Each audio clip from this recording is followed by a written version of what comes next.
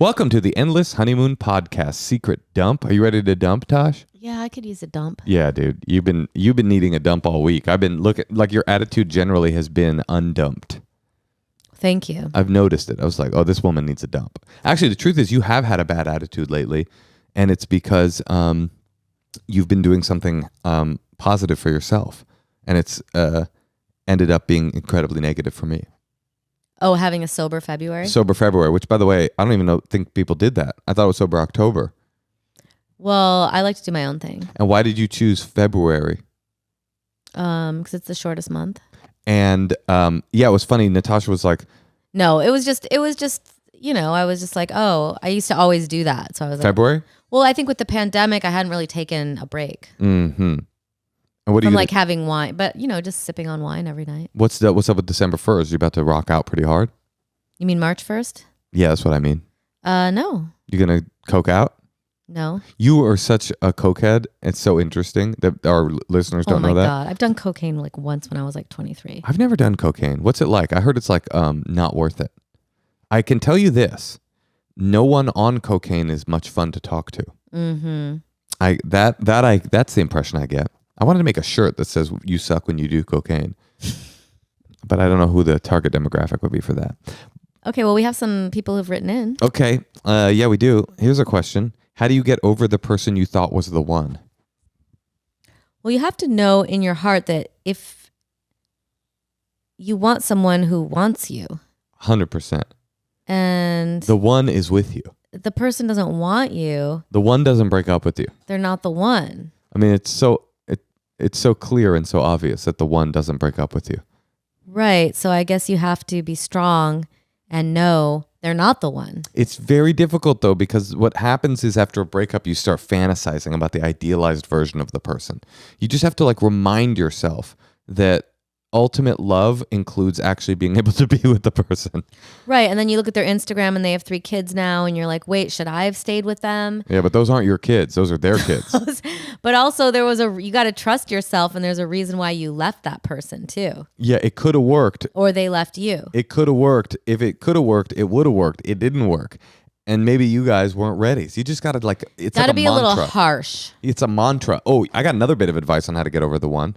Stop talking about the one. Yeah, that helps too. I used to have this friend who the first 6 months after he broke up with this girl, he would just, every conversation would be about this girl. And I was trying to be compassionate for 6 months. And then at the 6-month point, because I thought, he's trying to process this heartbreak. I'm going to help my friend process this heartbreak. At the 6-month mark, I realized, he's no longer processing. He is refestering. He's festering. He's ripping the scab off so that he can continue to feel this ache of this person not being there. At this point, he's prolonging the heartbreak. So if you're the person, stop talking to your friends and family about it. Stop ruminating over some fantasy that never happened. Stop talking about the one. That's what I think. Good advice, Moshe. All right, what about some secrets? Let's hear them. Hey, Natasha and Moshe. Love the pod. My secret is that I'm a veterinarian and I hate German Shepherds. Oh no. Thank you. There's Can we do no another dog secret? breed I would recommend less to people. Oh boy. I live in an area where they're really popular and I see them all the time. And I will just say that German Shepherds are known amongst veterinarians for having horrendous anxiety, compulsive disorders, terrible intestinal disease, Ugh, gross. skin problems, Ugh, they're on your cancer couch. factories. Cancer factory. So really, I think that Natasha nailed it when she said that it will probably bite your kid and you'll have to pick up its huge dumps. Okay, wait a minute. Hold on. Anyway, Now hold on. Wait, does she have more? I know you won't take this advice because nobody takes veterinarians' advice when they get dogs. She's a doctor. But if I could spare one person from getting a German Shepherd, I would just be awfully happy. Okay, love the pod. Bye. It's throwing a wrench in my life plans. Sorry, Moshe. Wait a minute. Now, hold on, because I've done some research on this vet lady. I'd love you to call back with you judgy fuck. I mean, imagine your doctor. You went to the doctor and you were like, ay. Is that a white baby? Cancer factories. I mean, cancer factor is not what you want from your medical clinician. She's telling you that it's Okay, now they get listen. cancer. Okay, I hear you, lady. But wait, I heard that a lot of these poor temperament and poor health issues were as a result of overbreeding backyard breeders, and that if you go to a breeder, now I don't know how we just became the German Shepherd advice and information podcast, but this is what I heard: if you go to a breeder that has really fastidious breeding lines that go all the way back to Germany, and you're not just getting some backyard German Shepherd whose bloodline. I'm kind of like a Nazi right now. If you find a perfect specimen, an Aryan, a perfect body with a small nose, not a elongated Jewish nose, if you find a perfect Aryan specimen, then it will produce a protection and an affection that you cannot imagine. Now, but that's a real question. Here's the answer. She's a veterinarian. She's probably seen it across the board, and she's making a generalization based on your type of German Shepherd, based on the backyard breeders, that they suck. No. This is what I'm saying. If you say, oh, this is an Aryan, but then you look into the bloodline and it has Polak and Slavic blood. Well, this is not Aryan. So all I'm saying is, if I get a proper German Shepherd that's got like really pure bloodlines that go all the way back to Heinrich Himmler and Joseph Goebbels himself, they're lying. I don't think that's. What do you mean? Every single. Remember the crazy woman who came? She told us that hers were from the bloodline. She was lying. Yeah. You have to do your research. You got to do your research to get a really pure blood, a really pure race. Call us back, veterinarian. Is there any logic to what I'm saying? Because I really want one. Okay, next secret. It better not be more of the same. Hey, Tosh. Hey, Moshe. I have a secret. I was recently seeing someone. We had been talking for about a month, and then I realized I didn't like them. I didn't want to see them anymore. The last time I saw them, they let me borrow a book. And the book had a lot of significance because they had wrote it. It was their book, and it was the last copy, the last printed copy of it. And I mailed it back to them, but it never was delivered. I guess something happened in transit. Somebody tore open the envelope or something. And this person was furious. They were so mad, which rightfully so. And so I guess my secret is that I did a really bad job of taping the envelope, and I might be an asshole. Yeah, bye. This person sounds like a blowhard. They're like, here, you broke up with them, and they're like, here's one of the most important things to me in my life, and I want you to be in charge of it. This is why I will not let anybody pick up their stuff. Are you going to be picking your teeth during the podcast? No, I was sucking on a peppermint toothpick. What has it got in it? Watermelon and peppermint. It's really good. Nicotine? Yeah. From Zippix. One of our advertisers. Does it feel good? Mm-hmm. You're looking like Cool Hand Luke over there, though. Like you're about to start a fight in a jail. All right, well, come on. Okay, here's my thought. Tell me what you think. I don't borrow books from people, period, ever. Definitely not a limited edition final print. Like, I won't borrow a book. If you tell me He's just saying that's the last one. If you tell me about a book that you love and you're like, you could borrow it, I go, I'm good. I'll buy it. I don't want the responsibility.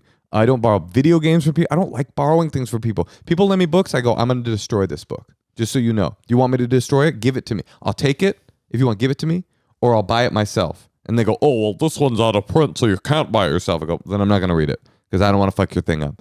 Just what a stupid idea to give somebody the final print. Why would you ever do that? Because you want to be in contact with them. Hey, let's go back to my house after our date. Maybe we can watch my Netflix special. It's just like, why are you trying to get somebody to read your book?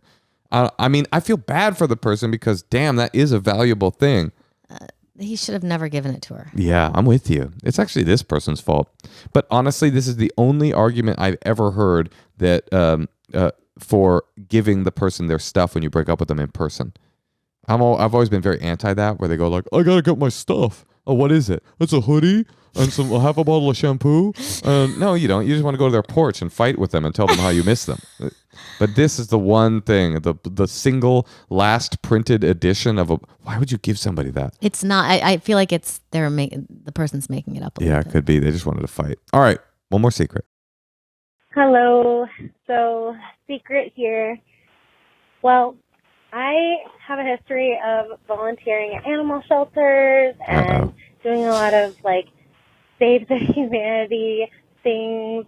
But what people don't know is that I ran over a dog a few years ago, and I tried to stop and find it, make sure it was okay, but they had run off into the forest. So couldn't find it, but I don't think they just ran out in front of my car, and I don't think they were okay. But yeah, that's what I did, and I think my guilt made me volunteer for animal shelters and do a lot of volunteer work. Okay, I just needed to tell somebody. Thanks, bye. It's not her fault. Yeah, and to be honest, that dog died so that other dogs could live. But what's the absolute right thing to do when you hit a dog? What she did. Let it run back into the forest? Well, what else could she have done? Call someone and Tracked it? Well, been there's a hurt dog. Call who? Hey, hi, 911. There's a dog in the woods that's hurt. I mean, they can't do anything. Don't they have people who But it come was out? gone. The dog was Right. gone. I mean, she did the right thing. She tried to find it. She couldn't. So she spent the rest of her life in agonizing guilt volunteering at the SPCA. I mean, I think this is pretty good. You know, it's like that scene in Gandhi. Mm-hmm. The guy runs in and he tells Gandhi, I just killed a Muslim boy. What do I do? And he said, you must adopt a Muslim boy and raise him as a Muslim. So this is what this woman does. It's very sweet. Yeah, she's dedicated her life. It reminded me, though, of when we went to Bora Bora. Do you remember that? Oh, yeah. We were in a shuttle and we were driving to this restaurant in Bora Bora, and this fucking On our honeymoon. and there were dogs on the street everywhere. There's one main ring road around the whole island, and we're driving, and all of a sudden, all these couples are in the car, and they're all very annoyingly talking about oh, we got married October 8th, 72, October babies, oh, I love being married, oh, this is gonna be so I love Bora Bora. What do you think about it? Did you go with the stingrays? Did you swim with the stingrays? Have we swam with the stingrays? And then all of a sudden this dog jumps out. The shuttle owner does not even come close to slowing down. No, the whole van just goes dun, dun. Dong, and the shuttle owner just runs right over this dog. Every American couple in the shuttle just goes totally dead silent, what the fuck? And then we pull over. And at the I restaurant. finally said something when I exited the van. Yeah? What'd you say? I said, you killed a dog back No. there. You said you ran over a dog. You ran over a dog back there. And the guy looks at us and goes, ha ha, yes, dog dead. Too many dog. So listen, if you would like to leave us a secret, give us a call. That Maybe guy's not volunteering at Bora Bora animal shelters. Too many dog. 213-222-8608. Or if you need some advice, like we all do, send us an email at endlesshoneymoonpod@gmail.com. Especially if you want to back me up on getting a German Shepherd of a pure bloodline. Pure bloodline. Watch and subscribe on YouTube. Leave us a comment. Be in our Patreon community, Patreon/Endless Honeymoon. Natasha, I love you. I love you too.